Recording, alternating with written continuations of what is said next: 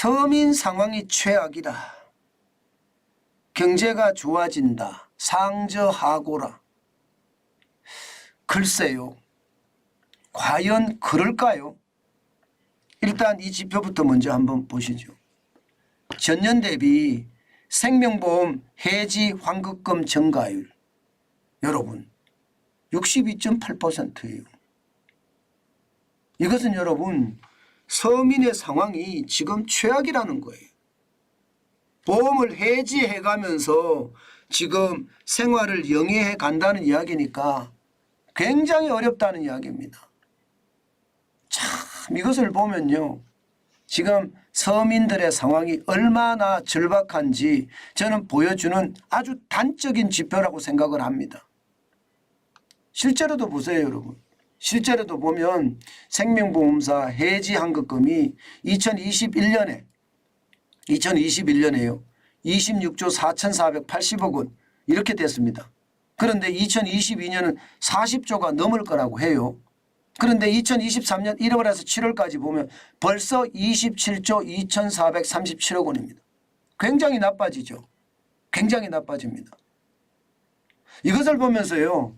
지금 우리 서민들의 상황이 얼마나 지금 힘들어지는지 전년 대비하면 생명보험사 해지환급금이 62.8%나 늘었을 정도이니 최악의 수순을 지금 밟아가고 있다. 이런 얘기잖아요. 저는 이것을 보면서요. 그런 생각을 참 많이 하게 돼요. 요즘 국회에서 말입니다. 야당 의원들이 경제 다 말아먹었다. 이런 이야기를 서슴없이 내뱉더라고요. 그런데 그것을 보면서 저는 참 창피를 모르는 사람들이다. 저 사람들은 진짜 염치가 없다. 저는 그렇게 생각해요. 왜냐고요? 이게 왜 이렇게 말입니다. 보험금, 생명보험사 보험금까지 해지를 할까요? 2020년부터 시작을 해서 2021년, 2022년 이게 장사를 못하게 막았잖아요. 장사를 못하게 2년 1개월 동안. 그러면 650만 자영업자들 또 90만 개 가까운 중소기업들 지금 장사 제대로 했겠냐고요. 결국 빚으로 버텼어요. 그것을 무마하기 위해서 정부가 코로나 지원금이니 재난지원금이니 손실보상금이니 이런 걸 주면서 무마시켜 왔던 것이 작년부터 폭발하기 시작한 거예요. 사실은요. 작년에 폭발하고 올해 경제가 계속 침체하는 더 폭발한 거예요. 그런데 경제를 말아먹다니요. 참 염치도 없고 부끄러운 줄을 모릅니다. 창피한 줄을 모릅니다. 자기네들이 어떤 짓을 했는지 알지도 못하는가 봐요. 그러니까 너무나 답답하고 너무나 안타깝습니다. 물론 윤석열 정부가 대대적인 경제개혁을 곧바로 진행하지 못한 것도 있어요. 저는 그게 없다고 생각하지 않아요. 주 52시간제니 아니면 최저임금이니 아니면 주휴수당이니 기업에 가하고 있는 각종 규제니 이거 빨리빨리 했었어야 되거든요. 그것도 못한 것도 있습니다. 그러나 야당 의원들이 그렇게 주장할 수 있는 이유가 없다는 거예요. 오죽했으면 지금 이런 최악의 사태가 벌어질 거예요. 게다가 말입니다. 보험금 안 내는 사람도 많아졌어요. 보험금 안 내는 사람도.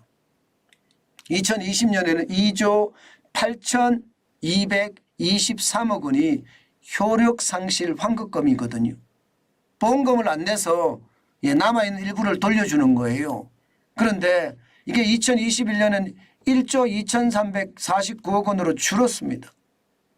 아마도 2022년에는 2021년보다는 훨씬 많을 거로 예상합니다. 분명한 것은요. 올 1월에서 7월까지 보면 9,334억 원이거든요.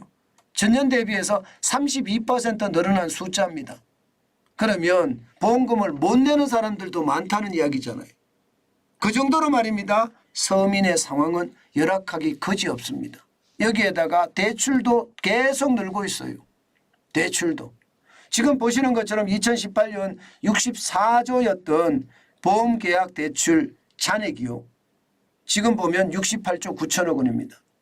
여러분 보험이라는 게 최악에 가면 보험을 깬다고 하잖아요. 그나마 말입니다. 보험 계약 약관 대출이라고 이야기하는 계약 대출을 받는 걸 보면 그나마 말입니다. 아직까지는 최악이 아닌 사람들인데 이게 뭐 늘어나는 속도가 장난 아니잖아요. 그 정도로 말입니다. 우리 경제도 그렇고요. 예, 우리 경제를 둘러싼 서민들의 상황은 점점 어려워지는 게 현실이다. 이렇게 생각합니다. 여러분, 보험해지는요. 원금이 손실됩니다. 그렇기 때문에 예, 이 서민들의 최후의 수단이라고 이야기해요. 원금이 많이 손실이 돼요. 그런데도 불구하고 보험 해지를 하고 약관 대출을 받는다는 것은 그만큼 우리 경제 상황이 어려워질 수 있다는 이야기고요. 문제는 앞으로도 더 심화될 겁니다.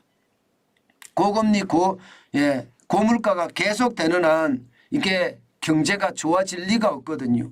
그러면 지금 상황이 더 강화되면 강화됐지 줄어들 것 같지는 않습니다. 저는 여기서 여러분들에게 딱 두 가지를 말씀드리고 싶어요. 지금 경제가 분명히 더 나빠진다는 상황이 이렇게 잡혀지잖아요. 그러면 각자 도생을 어떻게 할 것인가 참 고민하는 것도 그 어느 때보다 필요하다 그런 생각이 들고요. 또 하나 상황이 이러면요. 보험회사에 대한 투자 굉장히 조심하셔야 됩니다. 이럴 때 자칫 잘못 투자했다가는요. 낭패를 당할 수도 있으니까 투자는 항상 조심하셔야 됩니다. 보험회사가 성장의 한계를 느낄 수도 있습니다.